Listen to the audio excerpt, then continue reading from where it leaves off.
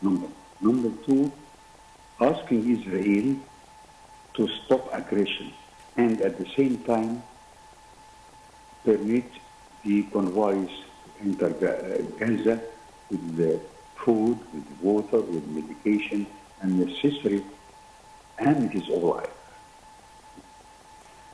Moreover, yes. they supported Egypt's stand in this respect and they commended it and they praise what Egypt has done until the moment in this respect.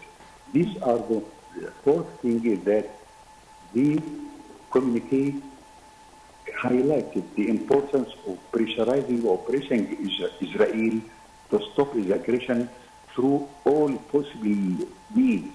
That is to say, many countries can severe diplomatic relations. Those who have diplomatic relations with Israel can severe it, can stop it, and should pressurize it, and also stop any military cooperation with Israel or the Israeli export to this country should be all stopped at the same moment. Otherwise, it is the situation in Gaza is deteriorating every hour. Sir, I mean, there were a lot of points that were set out, or at least a few points that were set out during the summit's final say, and included a lot of big things like the need for an immediate ceasefire, and obviously a need for accountability when it comes to the Israeli government, and a lot of other things. Do you think that these points or these firm resolutions from these countries could somehow be actionable within the near future, and will they be able to implement this when it comes to the aggressions against Gaza? These are starting points for pressure against Israel to stop aggression now and permit the convoys to enter Gaza. So this is very important. We cannot supply what is needed by the Palestinians in Gaza while the aggression is going on, while they are just targeting the hospitals and the schools and the mosques and churches. It cannot continue. There should be some kind of protection for the international organizations who are working, like UNRWA, who are working in Gaza, so that they can do their job. And a lot of work is being prepared, but the Israelis are preventing it from reaching the individuals and citizens of Gaza, who are about 2.4 million. Yes. Also, President Abdel Fattah al-Sisi gave a to-the-point speech during the summit itself, talking about the rights of Palestinians, talking about the need to create humanitarian corridors, talking about bringing the Israelis to accountability, in addition to halting the aggressions and so forth. There were a lot of points within this speech itself. How did you read the President Abdel Fattah al-Sisi's speech, and what was important about it? It is a positive and constructive attitude towards the Palestinians and towards Gaza and towards aggression. Because Egypt has done a lot. As Minister of Health, says we supplied 91 tons of medical equipment to Gaza until now. And a lot has been done. The other thing is that Egypt is the hub where all the international assistance is coming to Gaza. It comes through Al Aish and Egypt. So there is a lot which Egypt has done, and President Fattah al-Sisi has been very clear. Stop the aggression. So let us try to help the Palestinians in Gaza to live as human beings and exert their rights on their own land. Okay, so what about the importance or the significance in your eyes is when it comes to joining the Arab and Islamic summits together? This usually does not happen. They usually have separate summits. Why is this something that's significant when it comes to this issue? It is quite significant, and the positive attitude by the Organization of Islamic Conference and the League of Arab States. At the same moment, they meet together in Riyadh and take one stand. All the countries are taking one stand against aggression and for the sake of the Palestinians who are besieged in their own country. The big prison which contains about 2.4 million people they are targeted. The children, the women, the hospitals, the churches I mentioned are targeted, specifically targeted by the Israeli bombardment in this respect. So the attitude and the roadmap, will I say, prepared and presented by President Abdel Fattah al-Sisi is very important and constructive, and it has a positive attitude, and we hope that it will reach its aim of liberating the Palestinians from the oppression which they are suffering from since 1967. Yes. Sir, they also spoke about the idea, I mean, just to expand on the idea of this cooperation between these two entities, they spoke about how it involves 57 different countries. Do you think this number of countries could create some sort of pressure on the Israeli side to end the aggression?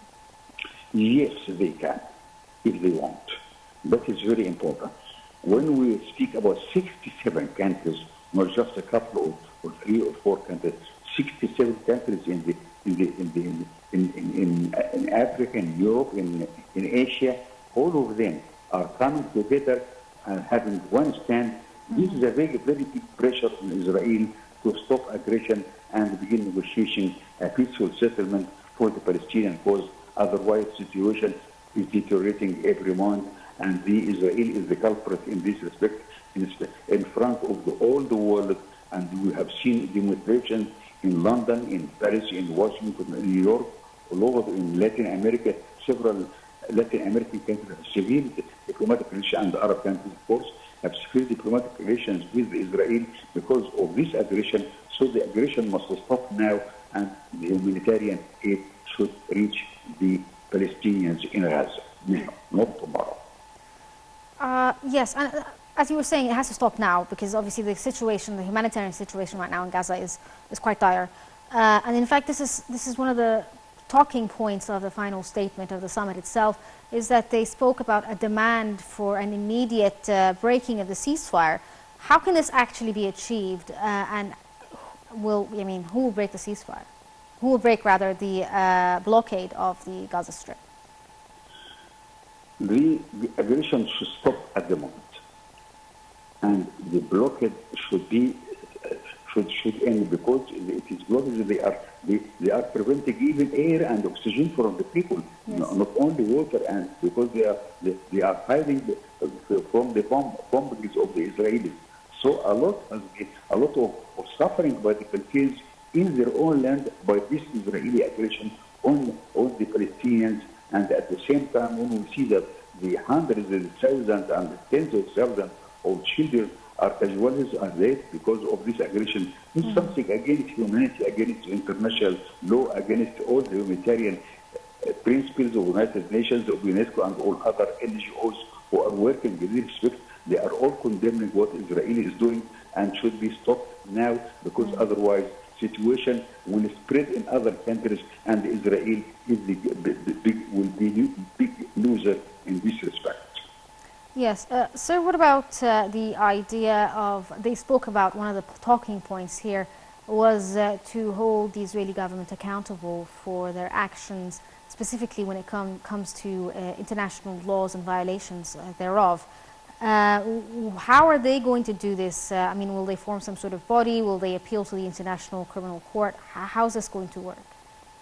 International community should play its role and be a part of this operation of trying to reach a peaceful settlement in Gaza and the western bank of Jordan. It is very important that the international organization play its role and be the mediator or the catalyst for any negotiations between the two parties.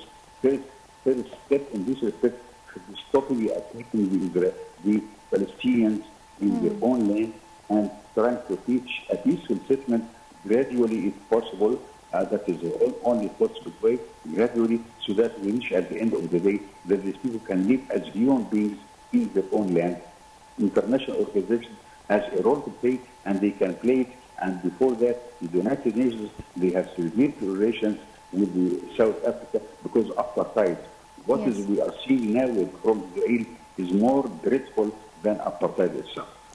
Yes, which brings the next idea, sir. I mean, Mr. Ambassador, The Israeli government doesn't seem to heed to anyone's calls when it comes to a ceasefire. Even their closest ally and their biggest funder, the United States, have recently started to voice concerns when it comes to the amount of violence that's taking place in the Gaza Strip.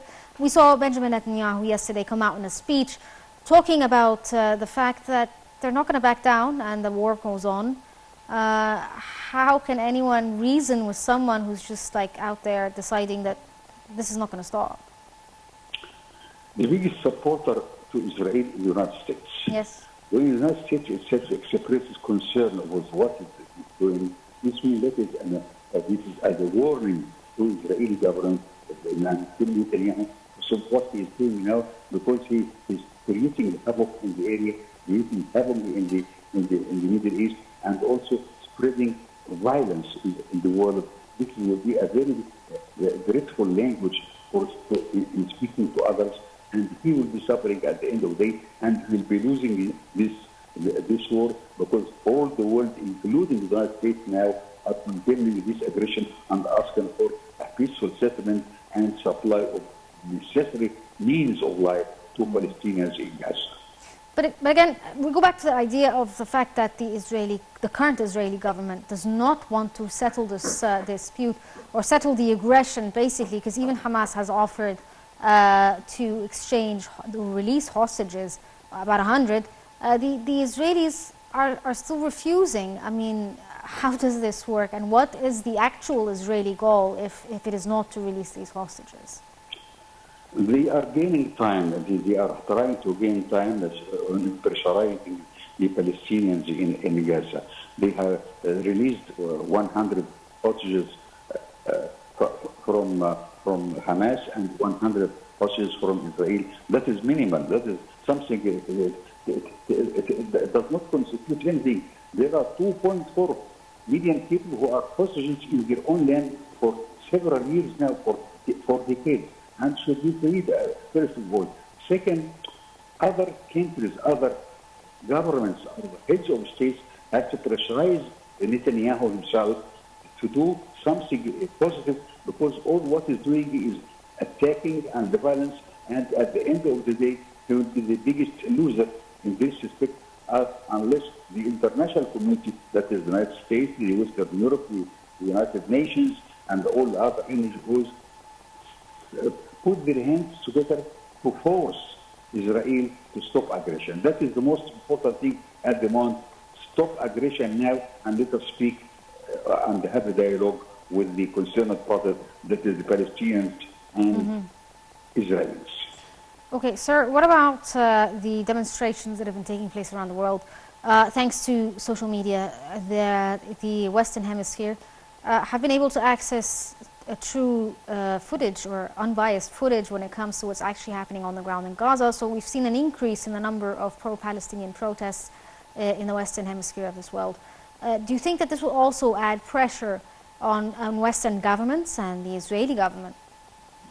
It is, first of all, we have seen the shift in the attitude of the social media and the media as a whole. At the beginning of this aggression, they were quite supportive and biased to Israel. Now things are beginning to change, and this by itself is a positive change, because Israel will, at a certain moment, will be sitting alone in this war against Palestinians. So they have to stop now, because the international community, the media, the United States and Western Europe are not happy with what is happening to the sufferings of the Palestinians, because they know that the violence can spread to other parts of the world. When I say other parts of the world, I mean Western Europe and America itself, and we have seen this incident like that, and this against what any government wants. We want to confine it to Gaza and try to solve it in Gaza, otherwise they will be suffering at the same time. We have seen symptoms of that in Paris and other parts.